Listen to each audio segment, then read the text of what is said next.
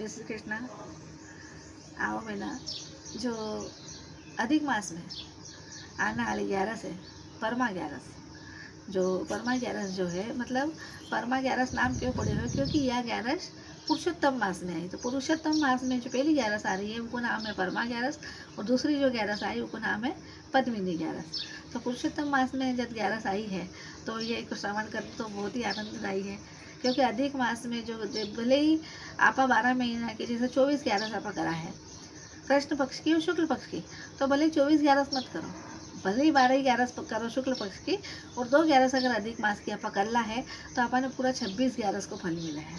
तो आपा ने जो अधिक मास में जो 11 आ है वो तो मतलब उपवास बिल्कुल करना चाहिए, रात्रि जागरण करना चाहिए, जितो ज़्यादा अपना धर्म पुण्य हो सके उतो 11 माता का नाम लेना चाहिए। तो मैं कहानी इस प्रकार आ है कि एक नगर में ब्राह्मण नहीं देता है, तो मतलब सिर्फ 2 ही पति पत्नी है, पर भगवान मैंने मतलब इतनी गरीबी दी ही कि मैं मेरे को 2 ही को भी पेट पालन नहीं कर पाता है। तो ब्राह्मण देवता ने एक दिन गुस्सा आई कि बोले देखो, बोले अपना ये गांव में रह के तो बोले आपा बोले अपना 2 को ही तो पेट पालन नहीं हो रहे है, तो बोले मैं एक काम करूँ, बोले मैं बाहर जाऊँ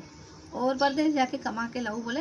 फिर आपा बोले कोई मतलब अच्छा बिजनेस डाला या फिर कोई कर में ऐसा कह रहा कि देखो बोले अपनी रोजी रोटी में बढ़ोतरी हो। तो फिर वह जो गुरु माँ हाँ वे कह दियो कि नहीं नहीं, बोले थे बाहर कटे ही मत जाओ, आपा तो अटे ही जैसी अपनी दाल रोटी अपना मिल रही है वैसे आपा अटे ही कमावा और अटे ही खावा। तो बोले अभी कल ये कोई उपाय करना चाहिए। तो कहीं हुए भगवान के देव उस समय अधिक मास चलते हो, तो ये 2 ही धन लोग को तो नियम तो हो 12 महीना जल्दी उठनो नहानो धोनो भगवान की पूजन करनो, तो उस समय अधिक मास चलते हो।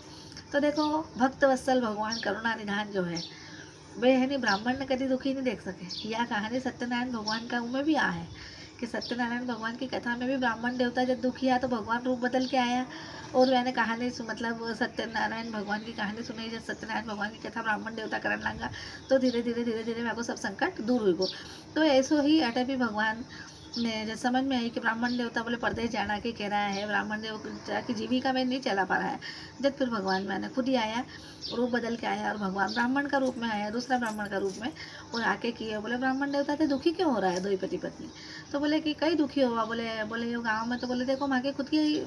मतलब खुद को पेट नहीं भर सका, बोले एक तो बोले माँ की मतलब कोई कमाई नहीं, कहीं ये नहीं है। तो फिर वे बोले कि बोले देखो पुरुषोत्तम मास को महीनों चल रहे है थे, अगर पोथी उठा के और बोले पुरुषोत्तम मास की महिमा को भी बखान अगर कह रो तो भी थको बोले पेट पालन हो जाए। और जो 11 है परमा 11 को उपास अगर था धोई जोड़ाऊ कह रो और 11 की कहानी सबने सुनाओ, तो देखो भगवान के देव धीरे धीरे थाका सब संकट दूर हो जाए। तो जैसे ब्राह्मण देवता बोल के गया है, विष्णु भगवान के रूप लेके आया ब्राह्मण को, वैसा जो बोल के गया है वैसे ही जो गुरु माँ है वे और ब्राह्मण देवता 2 ही परमा 11 को उपास करियो। उपास करके सबने जो आसपास लोग हैं, मैंने 11 की कहानी सुनाई, मैंने पुरुषोत्तम भगवान की कहानी सुनाई, तो वही दिन वह की मतलब जो कमाई ही जब हमें बहुत बरकत आएगी, और वही दिनों भगवान वह का सब संकट दूर करे। वो ब्राह्मण देवता और गुरु माता 2 ही आराम हो बहुत अच्छा, वह की जो जीवन शैली है वह बहुत अच्छा चलने लगी। तो भगवान के जो पुरुषोत्तम मास की जो 11 करे है वो घरे अन्न धन सुख संपत्ति वैभव या कि कभी कोई कमी नहीं आया है। भगवान की 11 को उपास हमेशा करना चाहिए, और पुरुषोत्तम महीना में आने वाली 11 को उपास तो अवश्य ही करना चाहिए। बोलो जय श्री कृष्ण।